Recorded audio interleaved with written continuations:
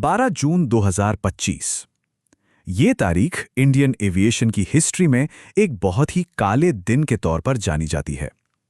इसी दिन air India का एक modern Boeing 787 Dreamliner flight AI-171 Ahmedabad से उड़ने के कुछ ही मिनटों के अंदर क्रैश हो गया। तो चलिए आज समझने की कोशिश करते हैं कि उस दिन आखिर हुआ क्या था और क्यों ये हादसा आज भी एक बड़ी मिस्ट्री बना हुआ है। ये वो तारीख है जो एक ऐसी उड़ान की कहानी बन गई जो कभी अपनी डेस्टिनेशन तक पहुंच ही नहीं पाई और जिसने अपने पीछे सैकड़ों लोगों की जिंदगी को हमेशा के लिए बदल दिया। तो हुआ क्या था उस दिन? चलिए उस पूरे घटनाक्रम पर एक नज़र डालते हैं। आखिर टेक ऑफ के बाद के उन चंद मिनटों में ऐसा क्या गलत हुआ जिसने सब कुछ तबाह कर दिया? सोचिए, दोपहर के 1:38 विमान ने अहमदाबाद से उड़ान भरी। सब कुछ बिल्कुल नॉर्मल था, पर कुछ ही सेकंड्स में कहानी पूरी तरह बदल गई। प्लेन ने अचानक हाइट गेन करना बंद कर दिया और इससे पहले कि कोई कुछ समझ पाता, वो तेजी से नीचे की तरफ गिरने लगा और सीधा बीजे मेडिकल कॉलेज के हॉस्टल ब्लॉक से जा टकराया। एक जोरदार धमाका और सब खत्म।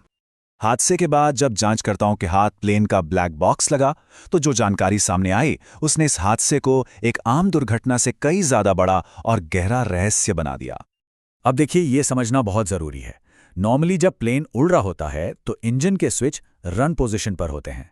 इसका सीधा मतलब है कि इंजन को लगातार फ्यूल मिल रहा है और सब ठीक चल रहा है। पर ब्लैक बॉक्स ने जो डेटा दिखाया उसके मुताबिक क्रैश के वक्त दोनों स्विच कट ऑफ मोड पर थे, यानी दोनों इंजनों की फ्यूल सप्लाई बंद कर दी गई थी। और यहीं से असली सवाल शुरू होता है। एक इतना एडवांस और सेफ माना जाने वाला प्लेन, उसके दोनों इंजन एक साथ टेक ऑफ के ठीक बाद बंद कैसे हो सकते हैं? क्या ये कोई बड़ी टेक्निकल खराबी थी या फिर इसके पीछे कोई और ही वजह थी? इस टेक्निकल मिस्ट्री से हटकर अगर देखें तो ये कहानी उन लोगों की है जिनकी जिंदगियां, जिनकी उम्मीदें उस दिन आसमान में हमेशा के लिए खो गईं। 242 लोग सवार थे उस फ्लाइट में। क्रू मेंबर्स, पैसेंजर्स, हर किसी की अपनी एक कहानी थी, एक मंजिल थी जो उस दिन अधूरी रह गई। इस भयानक हादसे में सिर्फ एक शख्स की जान बची।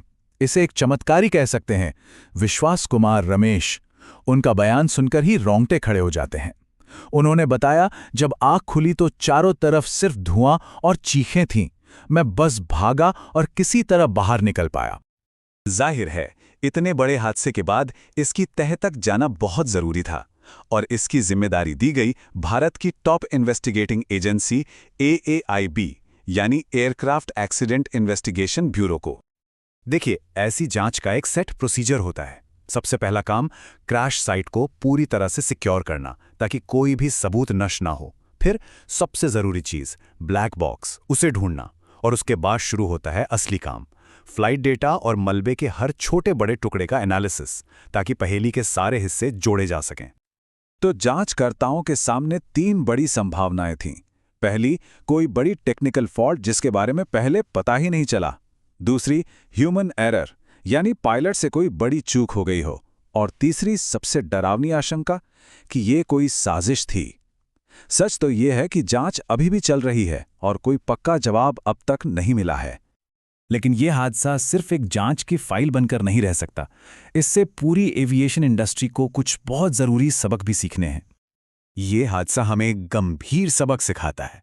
एविएशन सेफ्टी सिर्फ हाईटेक प्लेन से नहीं आती। इसके लिए 3 चीजें बहुत जरूरी हैं। पहली है सजगता, मतलब हर छोटी डिटेल पर ध्यान देना।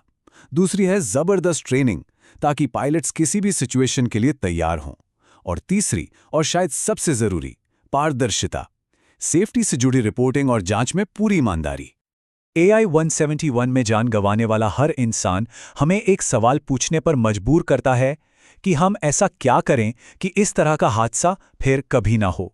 ये एक ऐसा सवाल है जिसका जवाब ढूंढना सिर्फ एयरलाइंस या सरकार का नहीं, बल्कि हम सबकी एक साझा जिम्मेदारी है।